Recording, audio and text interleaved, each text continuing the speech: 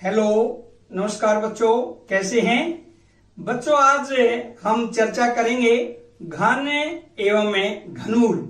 और जैसे आपके सामने एक आकृति दी हुई है, ये घन की आकृति है, क्यूब की आकृति है। इसे ज्यामितीय रूप में भी आपने पढ़ा है। घन के अंदर बच्चों घन की सभी भुजाएं बराबर होती है, यानी लंबाई, चौड़ाई, ऊंचाई बराबर होती है। और हम आपके सामने जो आकृति है, इसकी भुजा a सेंटीमीटर मान लेते हैं कि इस घन की प्रत्येक भुजा, या हम ये कहें लंबाई, चौड़ाई व ऊंचाई a सेंटीमीटर है। तो ज्यामितीय रूप में घन किसे कहते हैं? एक ऐसी ठोस आकृति है जिसकी सभी भुजाएं बराबर होती है, यानी ऐसी ठोस आकृति जिसकी सभी भुजाएं बराबर होती है, उसे हमें घन कहते हैं। और घन का आयतन किसके बराबर होता है? भुजा गुणा भुजा गुणा भुजा। और यहां पर घन की भुजा कितनी है? a। तो a गुणा a, या हम ये कह सकते हैं घन का आयतन a की पावर 3, यानी a की शक्ति 3। और a बराबर किसके है? यहां पर भुजा। और a का माप दिया हुआ है बच्चों, a बराबर 3 सेंटीमीटर। अब हम इसे घन का आयतन निकालते हैं। और घन का आयतन वही जो फार्मूला में दिया हुआ है, a गुणा a, भुजा गुणा भुजा गुणा भुजा, या हम कहें 3 गुणा 3 गुणा 3 घन सेंटीमीटर कहेंगे। इसका जो मात्रक है क्या है? घन सेंटीमीटर। और हम ये कह सकते हैं घन का आयतन 27 घन सेंटीमीटर आएगा। तो ज्यामितीय रूप में बच्चों इसका जो आयतन आएगा वो कितना आएगा? 27 घन सेंटीमीटर। चर्चा करेंगे घन संख्याओं के बारे में कि घन संख्याएं क्या होती है। आपके सामने है, जब एक संख्या को स्वयं में उसी से 3 बार गुणा किया जाता है, यानी कोई संख्या है और स्वयं ही उसको 3 बार गुणा किया जाता है, उसे हमें घन संख्या कहते हैं। और जैसे ये आपके सामने है संख्या एवं घन संख्याओं की सारणी। संख्या बच्चों दी हुई आपके सामने, जैसे 1 2 3 4 5 6 7 8 9 10। और ऐसे ही घन संख्याएं भी दी हुई है। और घन संख्याओं में देखिए आपके सामने अब संख्या 1 है, घन संख्या 1 है, और 1 का घन या 1 की शक्ति 3 बराबर किसके होगा? 1 गुणा 1 गुणा 1, यानी बराबर 1। ऐसे ही बच्चों संख्या कितनी है? 2। और घन संख्या कितनी होगी इसकी? 2 की शक्ति 3, या हम कह सकते हैं 2 गुणा 2 गुणा 2, यानी बराबर किसके होगा? 8 के। और ऐसे ही बच्चों हमें 3 संख्या है, इसकी घन संख्या निकालना चाहते हैं या 3 का घन निकालना चाहते हैं, उसे कैसे दर्शाएंगे? 3 की शक्ति 3, यानी हम ये कह सकते हैं 3 गुणा 3 गुणा 3, यानी कितना होगा? 27। और ऐसे ही संख्या 4 है, 4 का घन यानी 4 की शक्ति 3 बराबर 4 गुणा 4 गुणा 4, कितनी होगी बच्चों? 64। ऐसे ही प्रत्येक संख्या का हमें क्या करेंगे? घन निकाल सकते हैं। आपके सामने है 5 का घन, यानी संख्या 5 है और उसका घन कितना है, या घन संख्या कहेंगे हम कितनी है? 125, क्योंकि 5 गुणा 5 गुणा 5। ऐसे ही 6, संख्या 6 है, 6 का घन कितना होगा, या 6 की घन संख्या कितनी होगी? 6 गुणा 6 गुणा 6 216। ऐसे ही 7 का घन 343। ऐसे ही बच्चों 8 का घन 512। ऐसे ही 9 का घन 729। और 10 का घन कितना होगा? 1000। अब हम दूसरी तरफ देखते हैं सारणी को। दूसरी सारणी देखिए, अब संख्या व घन संख्या दी हुई है। ऐसे ही 11 का घन कितना होगा? 1331। 11 गुणा 11 गुणा 11। और ऐसे ही 12 का घन यानी संख्या 12 है, उसका घन कितना होगा बच्चों? 1728। और 19 का घन 6859 और 20 का घन बच्चों 8000। और आपके सामने एक नाम आया है, रामानुजन। आपने बच्चों रामानुजन का नाम सुना है? बिल्कुल सही, रामानुजन एक बहुत ही उच्च कोटि के गणितज्ञ हुए हैं। और रामानुजन का संख्याओं से बहुत अधिक लगाव था, यानी संख्याओं से बहुत ज्यादा प्यार करते थे रामानुजन।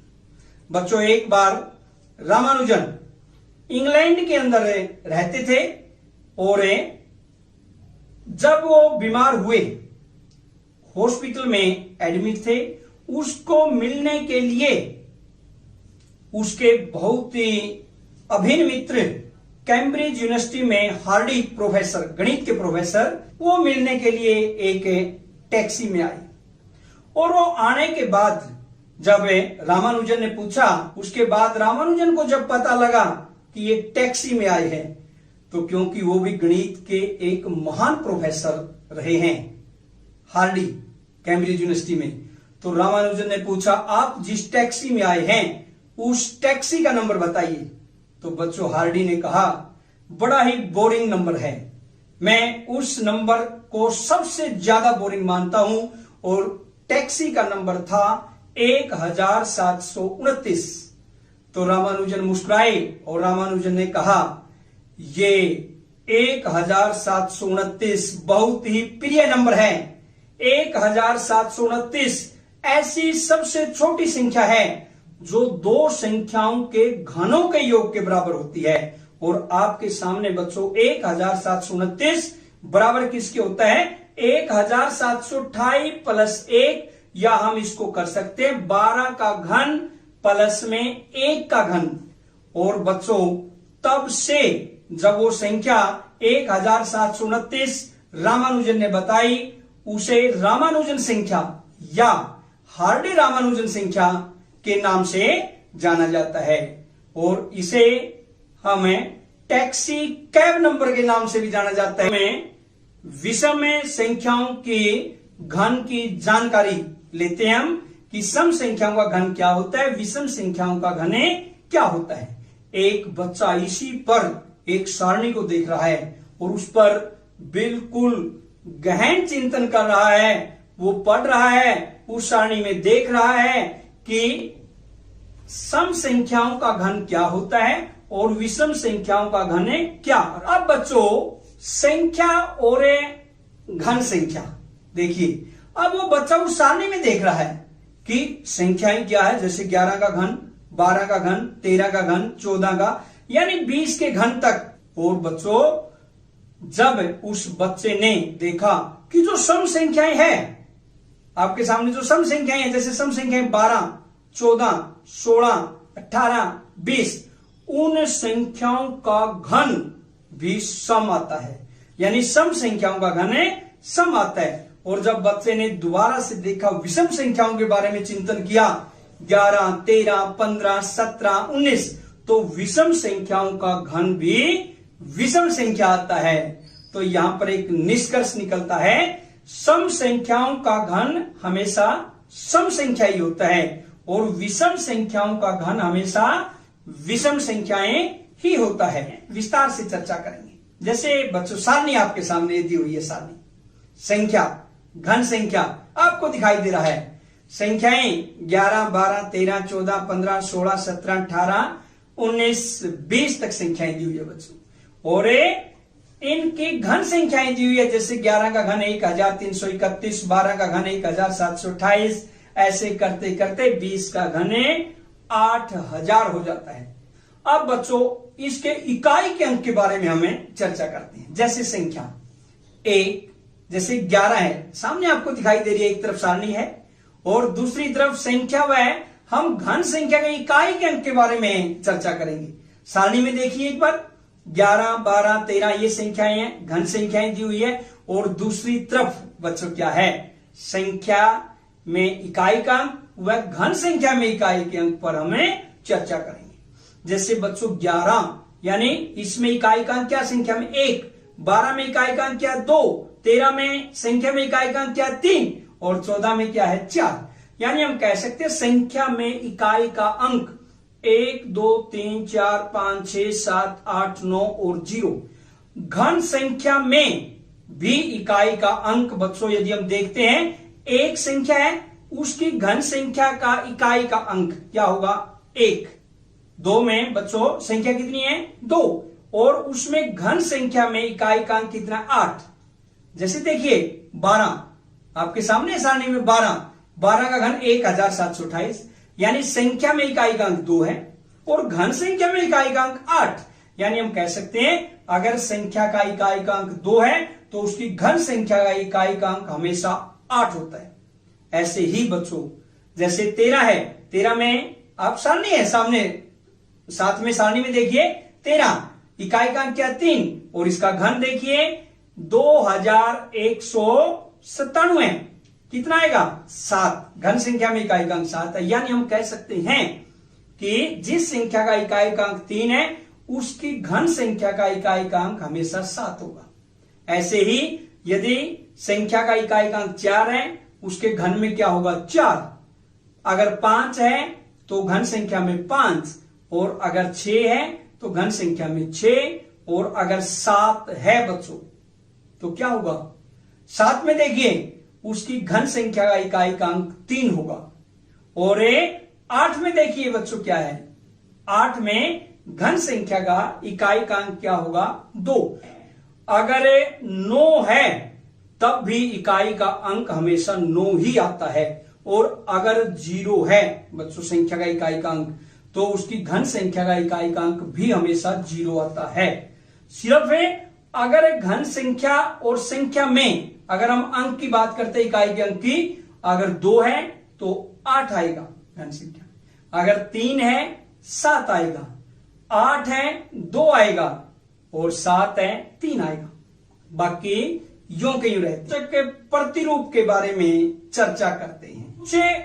रोचक प्रतिरूप के बारे में बच्चा देखता है और बच्चा क्या महसूस करता है, क्रमागत विषम संख्याओं को जोड़ना।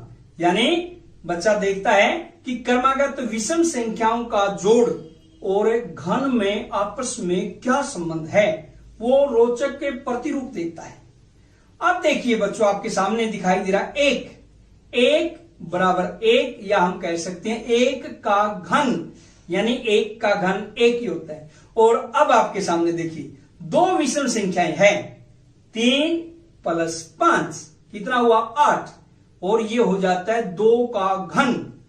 और ऐसे ही अब आपके सामने क्या है बच्चों 3 विषम संख्याओं का योग 7 + 9 + 11 कितना हुआ बच्चों 27 या हम ये कह सकते हैं 3 का घन। और बच्चों अब 4 विषम संख्याओं का योग 13 + 15 + 17 + 19 कितना होता है 64 या हम बच्चों इसको कह सकते हैं 4 का घन। और ऐसे ही अगर हम 5 विषम संख्याओं को जोड़ते हैं 21 + 23 + 25 + 27 और प्लस में 29, इनका योग बैठता है 125 और ये होता है बच्चों 5 का घन। अब देखिए इसमें क्या रोचक प्रतिरूप है। ऐसे ही 6 का घन आ जाता है, उसमें 6 विषम संख्याएं। ऐसे ही 7 का घन आ जाता है, डैश डैश डैश ऐसे लगाया हुआ है मैंने।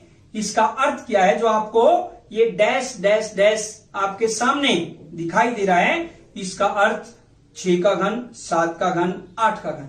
और लास्ट में अब देखिए क्या यह रोचक नहीं है। योग 10 की पावर 3 प्राप्त करने के लिए, यानी योग 10 की पावर 3 प्राप्त करने के लिए कितनी क्रमागत विषम संख्याओं की आवश्यकता होगी। तो बच्चों आप सोचिए एक बार, बिल्कुल सोचिए कि अगर 10 की पावर 3 यानी 10 की शक्ति 3 हमें प्राप्त करना है, कितनी क्रमागत विषम संख्याओं की आवश्यकता होगी। और कितने क्रमागत विषम संख्याओं की आवश्यकता होगी बच्चों 10। बच्चों, आपने घन ज्ञात करना व संख्याओं का घन ज्ञात किए बिना उनकी घन संख्याओं के इकाई के अंक के बारे में जानकारी हुई। सर जी, हमें घन ज्ञात करना अच्छे से आ गया। जी सर, हम संख्या का बिना घन ज्ञात किए इकाई का अंक बता सकते हैं। सर, आज हमें बहुत अच्छे से समझ में आया है। बच्चों, अगर ये आपके अच्छे से समझ में आ गया तो ये कुछ प्रश्न जो आपने स्वयं हल करने हैं। प्रश्न नंबर 1, निम्न संख्याओं के घन ज्ञात कीजिए। 45, 74, 103। प्रश्न नंबर 2, निम्न संख्याओं के घन ज्ञात किए बिना उनकी घन संख्याओं के इकाई का अंक बताइए। 108, 73। सर जी, हम ये प्रश्न स्वयं घर से करके लाएंगे। जी सर, हम ये प्रश्न स्वयं करेंगे। बच्चों, आज की वीडियो में इतना ही। जय हिंद, जय भारत।